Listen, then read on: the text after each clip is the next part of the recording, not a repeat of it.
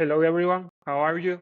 Today we have a special guest who is Jesper Hougaard from Denmark. So let's begin with this conversation. Let's introduce yourself, please, Jesper. How are you? Good, Jose. Thank you for having me. My name is Jesper, as you correctly alluded. I work within the paddle industry. I am an investor and daily operator of Rocket Padel, the paddle chain currently with 6 venues in 2 countries. And yeah, that's me. Thank you, Jesper. I think you are one of the pioneers of paddle there in Denmark, right? Or how you Well, I mean, started there? how paddle started? Yeah, how you started with paddle in Denmark? It's true that in terms of the player side, I was one of the pioneers. I won the very first official Danish tournament. I was part of the very first official Danish national team that got sent to try and qualify for the World Championships in Paraguay. So I've been in the paddle scene for a long time, initially as a player, but since in the last sort of 4 years, I've been working with the industry as a whole and trying to promote the sport of paddle and help it grow. Within the tech side, within the promotion and the streaming side, I've done a YouTube channel, and now we are operating a chain of premium paddle venues that in Denmark more or less look all the same. It's all 9 to 10 courts, quite large, and with a big focus on the social aspect as opposed to just the playing side. Okay, really interesting, Jesper. And how you see the difference between as a player and as an investor there? Um, as a player, it's certainly you go to the venue to play and to socialize. You think that if you work in the paddle industry, you get to play more paddle. I don't really think that's the case. I think I'm actually playing less paddle now. I'm in the Yeah, paddle clubs all the time, and when I'm not, I'm on my laptop answering emails. So you get to think about the industry as a whole. You get to um, talk to people that are excited because paddle is a sport where people are highly engaged. That's one of the big perks and privileges is that the people that we deal with, our clients, both sponsors and regular players, they they come spend their free time at our clubs. Thus, they're there voluntarily. They're there in their social time. So people are generally happy and quite engaged, a lot more engaged than you would be with, say, your regular run-of-the-mill gym, where you might not care about every detail as much as you do here. There's also a lot more socializing. So spend a lot of time in the venues as a club owner, probably more than than most people. And yeah, I enjoy every minute of it. thank you, Jesper. It's very interesting how you say the difference between one side and other side, because as an investor, as a promoter of paddle there in your country, and everyone in their own country is totally different from the professional side. So, what projects have you worked on so far, apart of Rocket Padel? Well, the interesting thing about building a paddle chain from the ground up is we need to simultaneously be a development company, a construction company, and an operating company all at the same time. We are constantly in the process of sourcing out new projects. We are constantly in dialogue with architects and entrepreneurs in order to finish off these projects and develop them to the standards that we see fit. But we're also an operating company now with 6 clubs in 2 different countries, 3 in Denmark and 3 in the United Kingdom. So we have to kind of be our administration, kind of has to be on their toes all the time and be quite agile and nimble and be ready to roll with whatever challenges comes our way. So talk about what projects I've worked on, more or less everything. I've been involved in every aspect from the sourcing of the plots to the day-to-day operations in terms of hiring coaches, hiring staff, making sure that the product that we end up giving to our community is as we see fit. Okay, yeah, it's totally different between each project, right? So, which difficult you see when you're working there? What are the most difficult problems you so far so there in your work, right? I mean, if we take the sourcing side, getting the building permissions, getting the planning in place varies a lot from municipality to municipality in Denmark. There's also a very rigid process in the United Kingdom. So that is really challenging, but I also think that's probably a good thing for the market because it kind of drives away the people in it to make a quick buck. You need to be quite persistent to build a high quality paddle venue from conception to actual having a finished project. Often 2, 3, maybe sometimes 4 years. So the lead time and our pipelines are quite long, and sometimes there's disappointment involved. You spend time, Okay, energy, and money on a project, and it doesn't materialize. I think that's one challenge. Then in terms of the actual operation, then there's the cold construction side. That's a whole other aspect with different contractors not necessarily understanding what our quality requirements are. And then finally, in terms of operations, finding the right staff that create the right atmosphere. We are fully staffed all the time. We want to be able to have coaches involved. And I think in Denmark and in UK, we still struggle with finding sufficient high quality coaches. The sport is extremely young. In Denmark, it's been around for 5, 6 years. In the UK, a little bit longer, but the growth has been very slow. So there's not that many people that are experienced either operators nor actual coaches. So finding enough quality people to execute on our vision and on our strategy is challenging. I think we've found a good team. I think we're like 35, 40 people in our operation now, and I think we've managed to find the right people at this point. and these all 45 people are working in all these 6 venues you mentioned before, right?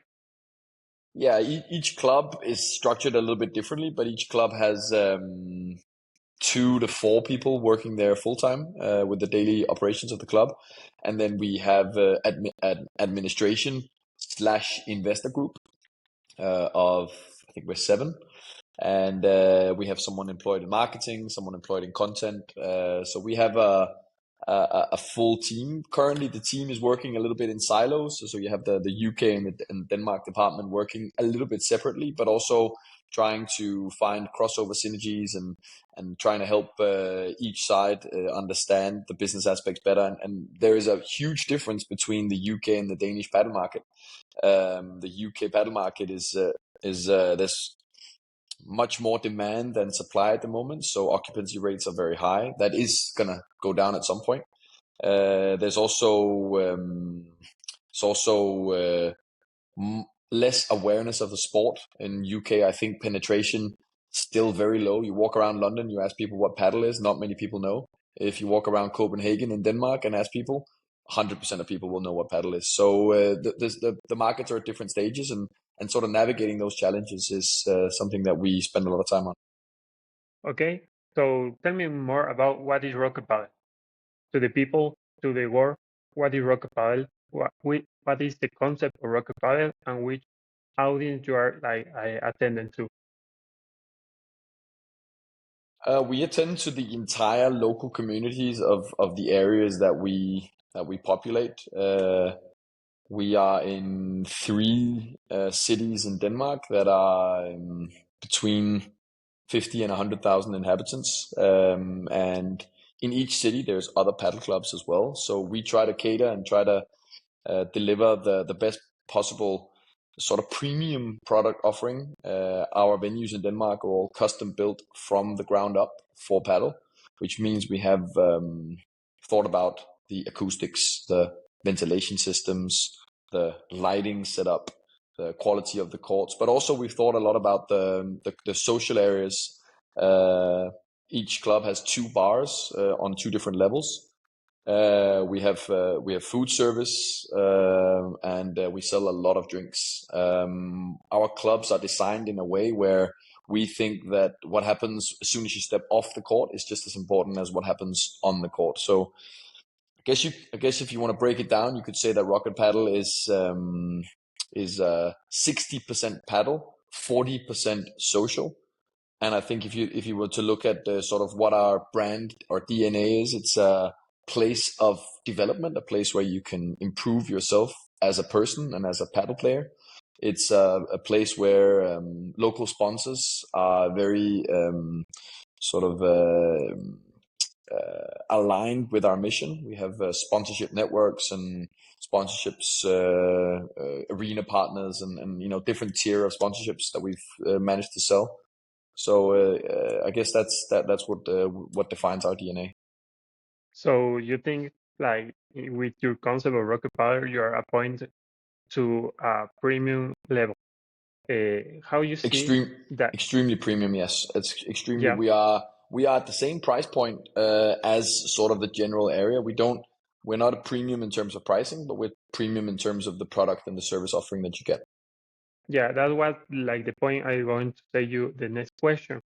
How you see like the user experience of the paddle player amateur? How you see that? Is more important to appoint to that focus of society of paddle? You mean in terms of recruiting new players, or what's the question again?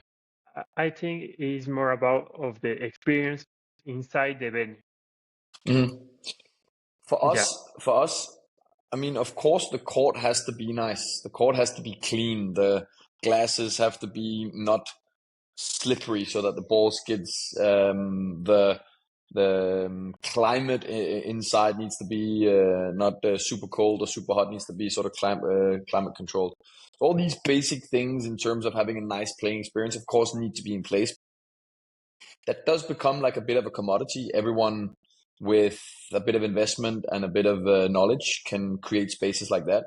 So I think our main differentiator is that we focus a lot on everything that happens outside. We have areas for kids. We have in a lot of clubs we have warm up areas. We have cafe slash restaurant offerings in all our clubs, and we are extremely conscious of not trying to build something where people show up 5 minutes before they play and leave 5 minutes after, but a place for the community where you go and spend 1, 2, 3, 4 hours before or after you play, and we have a lot of people. We have people, different ages. entrepreneurs that bring their laptop and sit and they work in our clubs, which we love being able to facilitate that. We have meeting rooms. We have state-of-the-art changing room facilities. So we are as premium as you can get, and we are something that's been built by people with experience in the paddle industry. Both our UK division and our Danish division have highly experienced entrepreneurs. I think from the Scandinavian paddle market. Okay, so how has the market adapted, and what state do you think is at today in the user experience of paddle in Denmark? How has the market adapted in terms of the overall market or in terms of our product offering? Both. One before and one after. Okay. So we currently work in 2 countries, Denmark and UK, and they are at very different stages of Yeah, sort of you say the that. stages of maturity. We are also going to enter Spain with a club in Spain, in the south of Spain, later in 2025. The overall market in Denmark, I would say we are at sort of at a balance point Adapting. now where, pardon? No, I was saying that you're like kind of a amateur state. Yeah, Spain is super mature, but in Yeah, of Spain, course. a lot of clubs was built 20, 30 years ago and are extremely nice and cozy and social, but the playing experience and courts that It's have not so been good. no, it's not great. So we want to try and change that and try and build a sort of a premium paddle offering in Spain. And we think there's a in certain areas of Spain there's a market and people will pay slightly more than they otherwise would. We'll see if our theory is right. In terms of Denmark, the market is mature now. There's more or less 5% of the population plays paddle on a regular basis. It's the second biggest sport. Is football as the number one sport and paddle as the second biggest sport in terms of participation, at least. So the market is extremely mature. There is also enough courts now. There's the courts that's needed. It's a good sort of balance. So Denmark is in a place where the best operators and the best clubs will perform well. UK is a little bit different. There is way more demand than supply at the moment. There's not enough courts for the amount of people, the interest in paddle. So we're seeing extremely high occupancy numbers. I think in general across both those two countries, uh, the local community has taken really well to the premium offering. Of course, everyone likes to get a very, very nice, well thought out experience, but having to pay sort of the same price as you would in some of the competing clubs. Okay. So considering that the market level in Denmark is like mature and the good level of the economy and the country and social and all that stuff, how do you see that Denmark is far away or near to take a venue of a circuit like Premier Padel? Is closer to take one or not? No, and I'll explain to you why I don't think Denmark is close to that. We hosted the World Paddle Tour here a couple of times, 2 years Yeah. in a row. As it switched to Premier Battle, there was no one willing to host it. It is a money losing operation unless you are very good at driving either local engagement or sponsorship or both. I think that the first year of the World Paddle in Denmark went okay.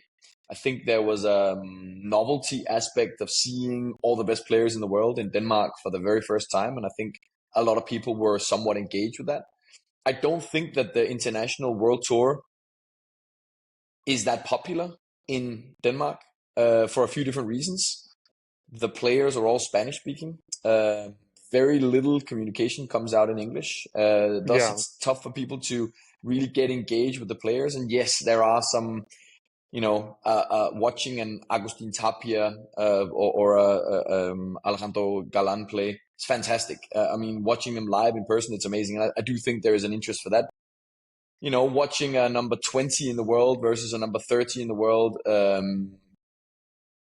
don't think anybody cares, or only the very, very, very few people. So if you think about maybe 200 to 250,000 people play paddle in Denmark, it was only possible to get maybe 1,000 people into the arena to watch the very best players in the world during the World Paddle Tour events. So I think Premier Paddle as a product is slowly trending in the right direction, but I don't think it becomes an international major success story until we get some stars from other countries except Spain, Argentina, and to a less extent Brazil. We need. I think if the best 20 players in the world, I think if they were from 12 different nationalities, that would make a big difference to the popularity and also to Denmark's willingness to arrange a Premier Padel event. But there's no Premier Padel event this year. I don't think there will be one next year, and I think it'll be 3, 4 years until the sport has matured enough so that it makes sense for it to return to Denmark, despite the popularity and awareness of the sport being very, very high. So why don't you think about holding tournaments and clinics, bringing these players like the Hexagon Cup, that is another tournament, but they have a completely different point of view about how the teams are working with the padel. Do you think these tournaments are good, with the experience of the paddle, like you or me? I'm gonna try and answer what I think you asked. In terms of doing clinics, we have one former World Padel Tour star player, Marie-Carmen Vielbe. She's traveled 3 times now to do clinics and coaching sessions and coaching our coaches, and she's extremely popular. Every time she comes, it's in very very high demand. We sell all her lessons all the time, and we're hopefully gonna bring her back at some point. In terms of the Hexagon Cup and their model, I like it for a couple of reasons. I think Hexagon Cup is a little bit more about the entertainment, so they're a little bit more free to do something exciting and fan friendly. I think that's good. I think bringing in the stars as sort of owners of the clubs with Lionel Messi was taking a team recently. Yeah, I like that as well. My understanding is that the Hexagon Cup want to try and build grassroots leagues around the world. I think also like that strategy. So I actually think that Hexagon Cup is doing a lot of positive things, and I see Hexagon Cup doing well in the future. I think there's a space for it. and how about Pro Padel League United States? What is your Yeah, point of view I about like that? that a lot less. I like that a lot less than Hexagon Cup. It's not that I don't think it has merit, and I understand what they're trying to achieve. I think they made a huge blunder this year, or so far in what they've been doing, is that they are so keen to try and recruit players that are of course, Pro Paddle League should get the 10 big names, the ones that bring in money, because as an entertainment sport, this is about bringing in the big names and getting the biggest stage. So of course you want to bring in a Tapia, Chingotto, a Galan. These Yeah, guys, of course, they need to come in. But in the second tier of players, why bring in number 50 in the world? Of course, number 50 in the world is better than number 1 player from Denmark or from Netherlands or from Belgium. They're going to be better players, but it doesn't increase to the popularity and the interest of the Pro Paddle League. If you look at the attendance figures when you go there, there's not that many people in attendance. The way to drive sort of a big worldwide global interest would be to recruit players to these team events. I like the team format. Also, another thing I like about Hexagon format. So I think you need to be able to, like, in terms of streaming numbers, if you had 1 or 2 Scandinavian players playing, the streaming numbers would go up immensely. And I think Pro Paddle League is missing the ball completely in terms of only trying to drive. Of course, the world class players, they should do that, but the second tier of players paying number 40 in the world a bunch of money to go there and play, I don't think it makes any positive impact on the product. yeah.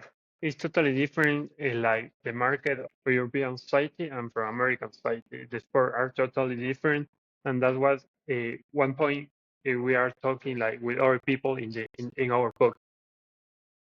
I also think they should bring in players from Ecuador and from Paraguay and from all over the Yeah, world. yeah. We Make have sure that we have had a paddle player of Ecuador who is sorry, Charlie Moon. I don't know if you hear what's his about him. name? Charlie Moon. No, I don't know. Charlie Moon. No, no, yeah, he played for like I think Miami team, the red team. Yeah, he played. But yeah, you say that, and I am according to that point of view, because taking more tournaments, professional tournaments around the world is like creating not a monopoly, but the professional players are going to take more like more time to take a decision to participate in between one tournament and other tournament. It's going to take about the prize money and that stuff. Look, as a spectator, as someone who likes to watch, I feel like I'm watching the same thing weekend after weekend. It's just the same event. There's nothing exciting or special about what's happening. I think even if you look at the players that go and play the Pro Paddle League, it's more like an exhibition event. They're like, you're just having messing around a little bit. There's not that much intensity involved. I feel like paddle needs to try and build some really big. If you look at tennis, the Grand Slams, 4 times a year, the whole world tunes in and watches. The Pro Paddle League could become that, but I think they're, and I know I've spoken to Marcos Del Pilar. I appreciate what they're trying to do, but I think they're still pretty far off. I think Hexagon Cup is closer and have a more sort of global strategy for the development of the sport. So I think from what I know of the strategies, I think they're closer to succeeding. Having said that, though, Pro Paddle League has this massive potential market. I do think paddle will be a significant sport in the US in the next 3 to 5 years. So maybe just building out the infrastructure now is enough, and then the popularity of paddle will naturally grow the Pro Paddle League. So to conclude, some or less, another question is, as an investor, what things do you see to consider a market like a good space to invest for paddle?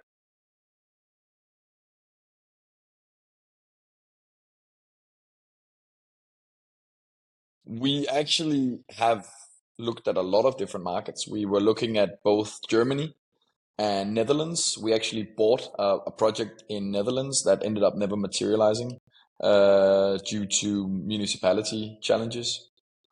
We passed on a couple of projects in Germany, and it's not because I don't think that the Dutch paddle market is pretty solid. The specific project we were looking at, we would be the only indoor facility in a major metropolitan area, so that would have been very attractive. I try to look at the maturity of the market, or we try to look at the maturity of the market. We try to look at the competition. We try to look at the potential growth opportunities. What's the word I'm looking for? We look at the local population. Do they have spending power? Do they have the opportunity to pay, a couple of hundred a month to participate in their favorite sport? So these are all factors we look at. At the moment, we're going to do Denmark, UK, Spain, and that's it. But it's definitely likely that sometime in the future we'll venture out and try to enter another market. But we need to have good local ground boots on the ground, local staff that's able to execute on the vision in order for us to invest in other countries. Thank you, Jesper. Thank you for all this space, for this conversation, and for all these highlights inside the paddle industry, especially taking a point of view about the country of Europe. And let me ask you a question while I have you here. You can always edit this out if you want, but what's the status of paddle in Ecuador? Yeah, of course. Paddle here in Ecuador started around 2017. The promotion of all paddle here started, especially they boom after pandemic.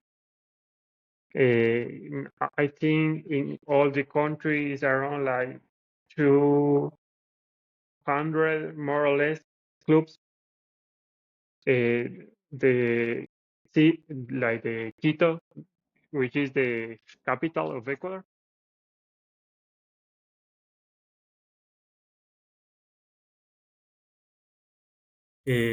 Sorry, Quito, which is the capital of Ecuador. There is like the most concentration of clubs in all Ecuador. Where I live is Cuenca. Here we have like 6-7 clubs, but I think like the most demanding is in the capital and in another city called Guayaquil. There is like the most professional, I think, players we could have, and where the most popular tournaments are also played. How do you see Premier Paddle or the direction of paddle in the future in Ecuador? You see it growing? Is it going upwards or downwards or sideways? I think is we are very far away for that because of an economic and other stuff problems that all Latin American countries we have in the past. We are now like taking a good level to increase all different investment, not only in sports but also in other atmospheres. But I think paddle nowadays are increasing the population of the people playing and also for the clubs. We think we are doing like the things good, but we have like to work more inside how the organization, how the federation, all the clubs can join it to their own point of view and don't like I like that, I like the other, and I like the other. They have like to take common goals to promote more about the national sport as a team to also represent in international tournaments like like Panamericanos, uh, World Champions, and other stuff. Okay, interesting. I've never been to Ecuador. If I'm to visit one, Yeah, there's an no, no, of echo. course, Ecuador is a excellent excellent place to visit, to travel. We have a lot of things here, and probably you hear that. Okay. Thank you, Jesper. Thank you for the Nice conversation. talking to you, Jose. Yeah. Take care.